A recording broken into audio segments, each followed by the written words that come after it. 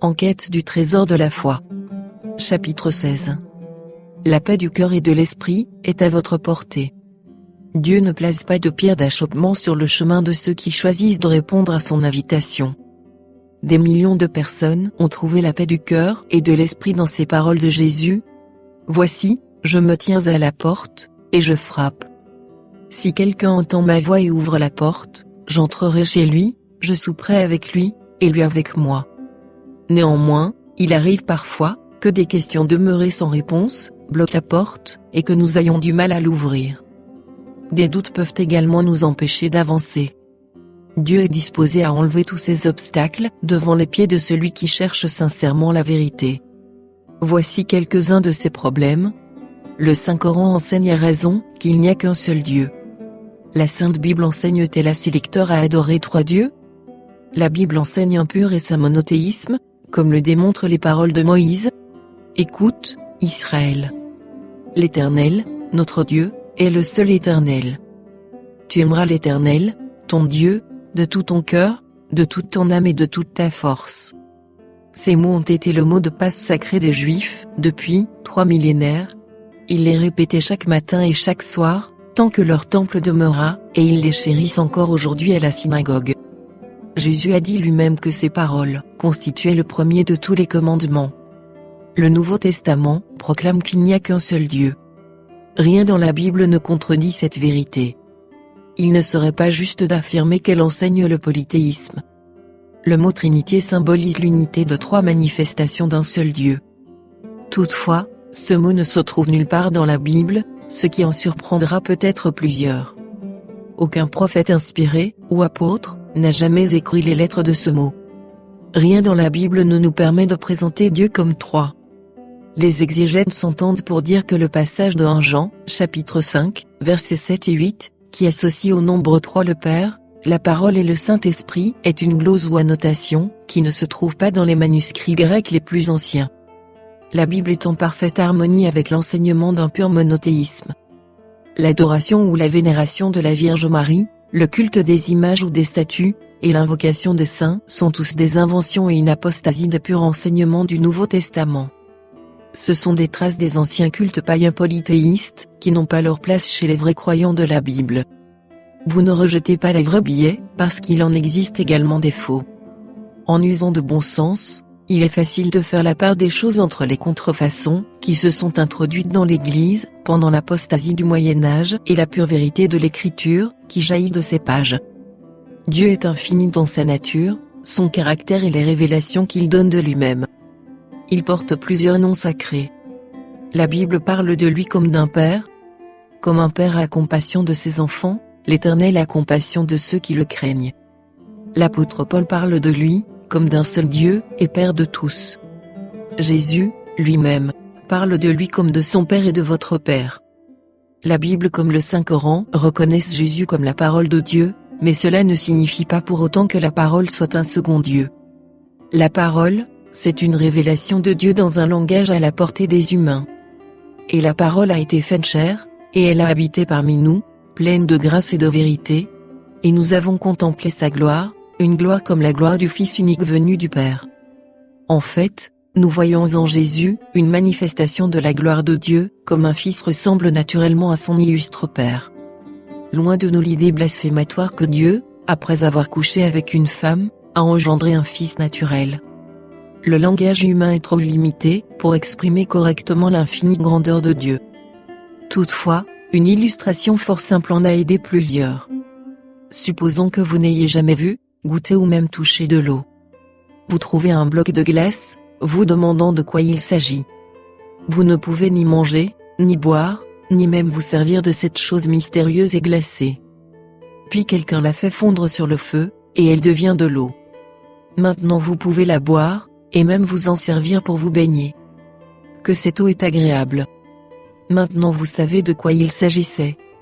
L'eau vous a révélé ce qu'est la glace. Pourtant les deux choses sont identiques. En croyant africain, comparait Dieu le Père, Jésus la parole et le Saint-Esprit à un arbre unique, dont les racines sont cachées à la vue, bien que le tronc en atteste la présence, et dont les branches portent les fruits. Nous ne pourrions jamais vraiment connaître ou comprendre Allah, s'il ne s'était révélé dans sa parole, Jésus. Et voici que Jésus, la révélation de l'amour d'Allah, nous présente une troisième manifestation du Dieu unique, le Saint-Esprit, celui qui est omniprésent, et qui est appelé à demeurer éternellement avec vous, l'Esprit de vérité, que le monde ne peut recevoir, parce qu'il ne le voit point et ne le connaît point, et dont le fruit, c'est l'amour, la joie, la paix, la bonté, la bénignité, la fidélité, la douceur, la tempérance.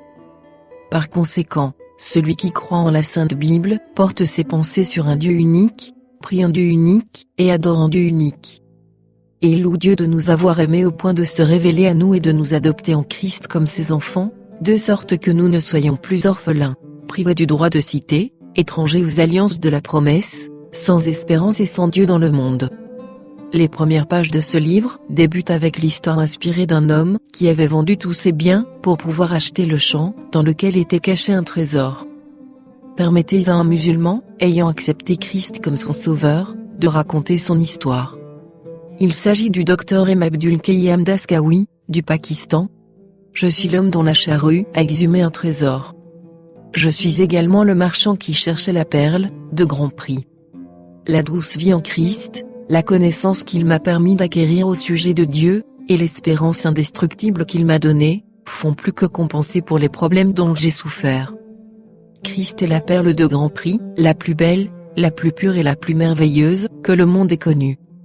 Si je devais recommencer ma vie, je n'y changerais rien à cet égard, et si j'avais 1000 vies à vivre, je les lui offrirais toutes.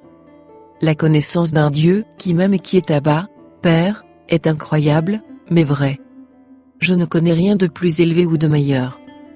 Pour moi, la merveille des merveilles, c'est l'histoire d'un Dieu qui a osé se faire homme, qui a osé s'abaisser jusqu'à mon niveau, pour m'aider à devenir un véritable homme. Quel merveilleux héritage n'avons-nous pas en Christ? Il est, le Christ clair comme du cristal, qui s'offre à nos yeux scrutateurs. Vous ne pouvez voir la couleur d'un vin si vous ne disposez pas d'un verre, bien que par le vin, le verre lui-même sera caché. De même, les actions de Christ dépeignent le Dieu invisible, et annoncent au monde toute sa glorieuse splendeur. Comment la Bible peut-elle être encore la véritable parole de Dieu si elle a été modifiée par les gens au cours des siècles? La Bible est le livre le mieux conservé de tous les temps.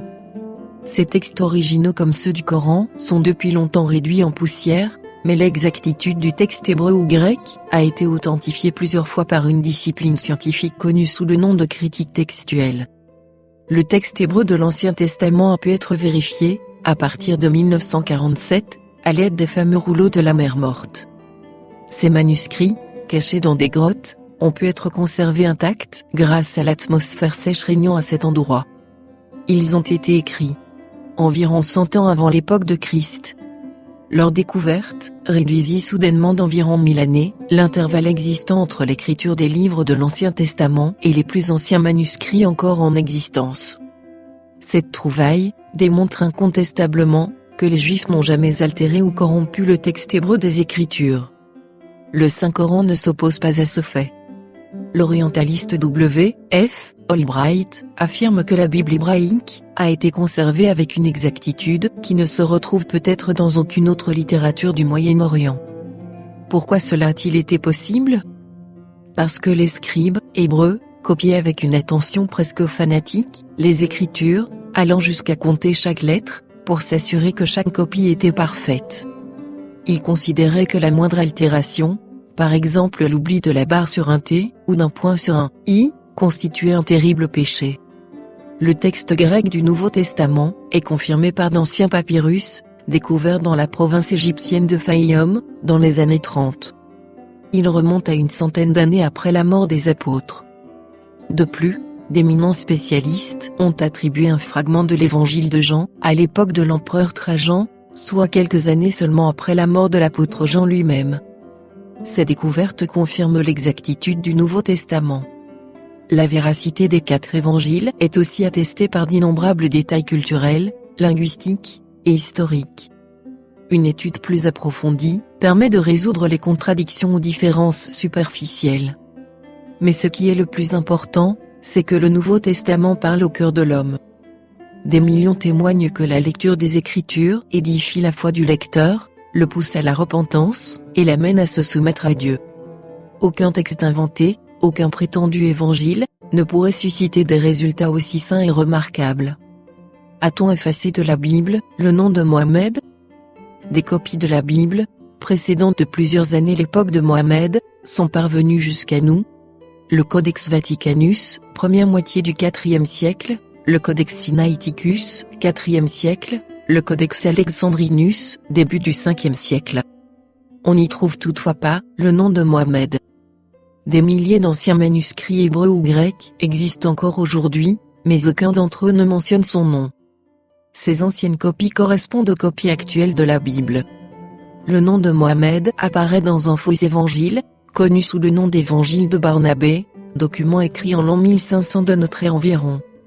Il ne faut pas le confondre avec l'Épître de Barnabé, un document très ancien, qui ne contient pas le nom de Mohammed, mais qui ne fait pas partie du Nouveau Testament et qui n'est pas inspiré, comme tout lecteur pourra le constater.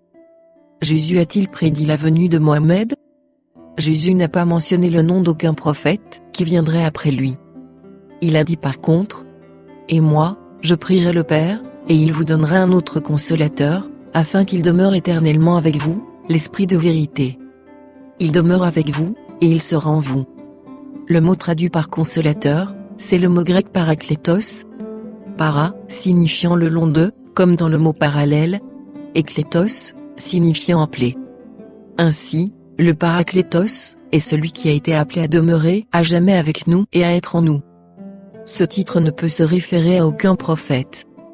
Jésus parlait ici du Saint-Esprit.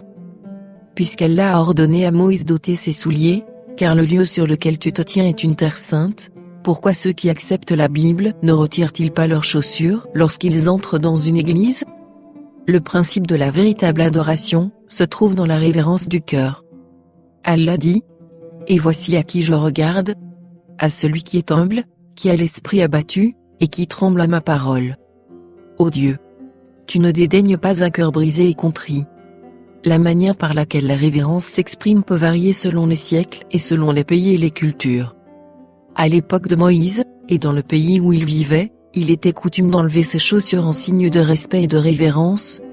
Toutefois, des siècles plus tard, à l'époque du Nouveau Testament, cette coutume avait disparu depuis longtemps. Nulle part il n'est fait mention que les apôtres la pratiquaient. Le principe de révérence devrait caractériser tout culte, qu'il soit public ou privé. Les cris, les applaudissements, les battements de tambour, et la danse ne constituent pas des formes acceptables de culte public selon le Nouveau Testament. Paul dit, « Car Dieu n'est pas un Dieu de désordre, mais de paix. » Comme dans toutes les églises des saints. Mais que tout se fasse avec bienséance et avec ordre. Jésus disait quant à lui, « Mais l'heure vient, et elle est déjà venue, où les vrais adorateurs adoreront le Père en esprit et en vérité, car ce sont là les adorateurs que le Père demande. Dieu est esprit, et il faut que ceux qui l'adorent en esprit et en vérité. » La Bible enseigne-t-elle la nécessité de procéder à des ablutions avant de prier? Jésus enseigna quel était le sens véritable de la vraie prière, Dieu en ces termes. « Mais quand tu pries, entre dans ta chambre, ferme ta porte, et prie ton Père qui est là dans le lieu secret, et ton Père, qui voit dans le secret, te le rendra. » En priant, ne multipliez pas de vaines paroles, comme les païens, qui s'imaginent qu'à force de paroles ils seront exaucés. Ne leur ressemblez pas, car votre Père sait de quoi vous avez besoin, avant que vous le lui demandiez. Nulle part il n'est écrit que Jésus procédait à des ablutions avant de prier, ou qu'il exigeait une telle pratique de ses disciples. Nous savons qu'il avait rejeté les ablutions rituelles auxquelles les Juifs procédaient avant de manger. Il les considérait comme insensés. À ces derniers qui ne mangeaient qu'après s'être purifiés, et qui avaient beaucoup d'autres observances traditionnelles, comme le lavage des coupes, des cruches et des vases d'airain, Jésus disait, « Vous abandonnez le commandement de Dieu, et vous observez la tradition des hommes, annulant ainsi la parole de Dieu par votre tradition, que vous avez établie. Et vous faites beaucoup d'autres choses semblables. » Jamais il n'a parlé de l'obligation de se laver avant de prier. Le Saint-Coran exprime en ces termes le principe de la religion pure et sans tache. Dit, « Non, mais nous suivons la religion d'Abraham, le modèle même de la droiture et qui ne fut point parmi les associateurs. » Tous ceux qui croient en la parole d'Allah reconnaissent en Abraham le pionnier de la justice par la foi, la pure voie de la vérité, qu'Abraham et tous les prophètes se sont sentis appelés à annoncer au monde. Par contre, la théorie de la justice par les œuvres, par les mérites humains, constitue l'essence même de l'idolâtrie, la racine de toute fausse religion, superstition et polythéisme. Iblis veut nous faire croire que l'homme peut se sauver lui-même. Il l'amène ainsi à se confier en ses propres œuvres de justice. La religion d'Abraham, par contre, consiste en un complet abandon en Allah, le Rédempteur et le Sauveur de notre âme. Rien ne pourra obscurcir la bonne nouvelle, pure et véritable, exprimée dans les paroles suivantes. Comme Abraham crut à Dieu, et que cela lui fut imputé à justice, reconnaissez donc que ce sont ceux qui ont la foi, qui sont fils d'Abraham. De sorte que ceux qui croient, sont bénis avec Abraham le croyant, afin que la bénédiction d'Abraham, eût pour les païens, son accomplissement en Jésus-Christ. Bien qu'il soit bon de garder notre corps le plus propre possible, seul un divin Sauveur peut purifier notre cœur par sa grâce. Une telle foi constitue l'essence d'une adoration pure et véritable. Quelle est la différence principale entre Jésus et les prophètes ? Tous les prophètes inspirés étaient les porte-paroles de Dieu. Ils avaient la responsabilité de communiquer sa volonté à la race humaine. Car ce n'est pas par une volonté d'homme qu'une prophétie a jamais été apportée, mais c'est poussé par le Saint-Esprit que des hommes ont parlé de la part de Dieu. Les prophètes indiquaient le chemin aux hommes. Mais Jésus est plus qu'un prophète, car il dit « Je suis le chemin ». Il est l'échelle que le patriarche Jacob avait vue dans son rêve, et qui reliait la terre au ciel. La relation existant entre Jésus et les prophètes est merveilleusement présentée dans ces paroles de Pierre, son disciple. Les prophètes, qui ont prophétisé touchant la grâce, qui vous était réservée, ont fait de ce salut l'objet de leurs recherches et de leurs investigations, voulant sonder l'époque et les circonstances marquées par l'Esprit de Christ qui était en eux, et qui attestait d'avance les souffrances de Christ et la gloire dont elles seraient suivies. Il leur fut révélé que ce n'était pas pour eux-mêmes, mais pour vous, qu'ils étaient les dispensateurs de ces choses, que vous ont annoncé maintenant ceux qui vous ont prêché l'Évangile par le Saint-Esprit envoyé du ciel, et dans lesquels les anges désirent plonger leur regard. De telles paroles sont bouleversantes. Êtes-vous désireux d'en connaître plus ? Quelle sera votre réponse ? L'apôtre continue.